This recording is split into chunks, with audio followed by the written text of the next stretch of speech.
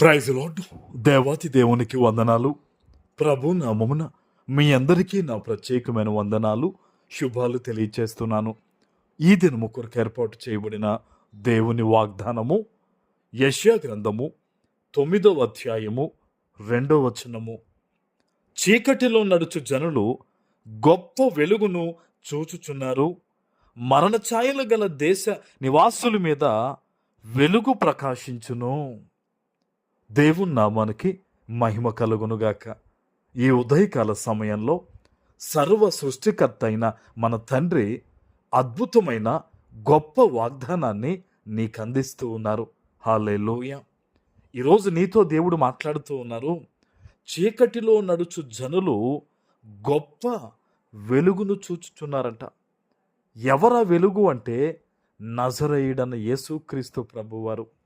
ఈరోజు నీవు ఏ చీకటిలో ఉండి, ఏ చీకటి భారములు నీ మీద మోపబడి, ఎటువంటి ఇబ్బందికరమైన పరిస్థితుల మధ్య నీవు నలగొట్టబడుతూ ఈ వాగ్దానాన్ని వింటూ ఉన్నావో, యేసయ్య ఒక గొప్ప వెలుగుగా నీ మీద ప్రకాశించబోతూ ఉన్నారు. ఆమెన్. దేవుని సన్నిధిలో నీవు కార్చే కన్నీరు తప్పక ఒక సమాధానాన్ని నీకు తీసుకుని వస్తుంది. ఆమెన్.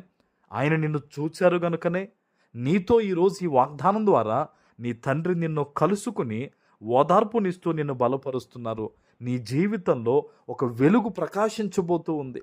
అది ఏ రీతిని వస్తుందో తెలియదు, ఏ రీతిగా నీవు అద్భుతమైన స్థితిలోకి వెళ్తావో తెలియదు, కానీ నీ పట్ల ఒక ప్రణాళిక కలిగి ఉన్న నీ తండ్రి మాత్రం ఈరోజు నిన్ను బలపరుస్తూ ఉన్నారు. నమ్ము దేవుని వాగ్దానాన్ని, నమ్మి ప్రార్థించు. అయ్యా, నీవు తప్ప నాకు ఇంకెవరు లేరయ్యా.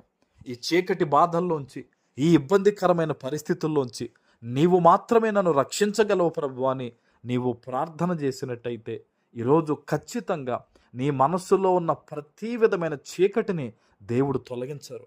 ఆమెన్. తర్వాత చూడండి, మరణ ఛాయల గల దేశ నివాసుల మీద వెలుగు ప్రకాశిస్తుందంట. మరణ ఛాయలు, చాలామంది బిడ్డలు ఈరోజు నలగొట్టబడుతూ ఉన్నారండి. పరుగులు తీస్తూ ఉన్నారు.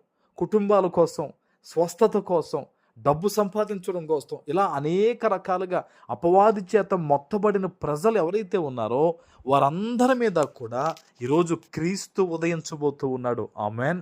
మరణ ఛాయలు ఉన్నాయని జీవితంలో నెమ్మది లేని పరిస్థితి, రోజంతా కూడా కష్టపడుతూ నీరసించిపోతూ ఉన్నావా? ఈరోజు ప్రభు మాట్లాడుతూ ఉన్నారు. ఒక వెలుగు నీ మీద ప్రకాశించబోతూ ఉంది. ఆమెన్. భయపడొద్దు, నీ నమ్మిక విడిచిపెట్టొద్దు.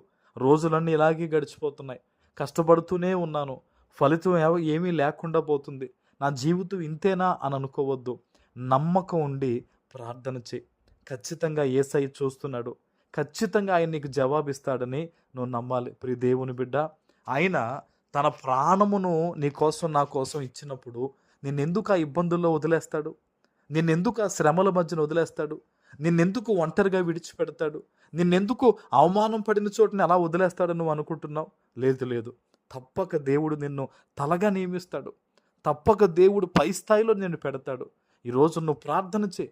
దేవా, నీవిచ్చిన వాగ్దానం నా పట్ల నెరవేర్చు, వాగ్దానాన్ని నమ్మే కృప నాకు దయచేయమని నువ్వు ప్రార్థన చేయి. యేసు నామంలో నువ్వు దీవించబడతావు. ఆమేన్. ప్రార్థన చేసుకుందాం. పరిశుద్ధుడా, ప్రేమ కలిగిన తండ్రి, మీకు వందనాలు. ఈ ఉదయకాల సమయంలో మీరిచ్చిన ఈ గొప్ప వాగ్దానము ప్రతి బిడ్డ జీవితంలో నెరవేర్చి స్థిరపరచమని యేసు నామమున ప్రార్థిస్తున్నాను తండ్రి. ఆమెన్.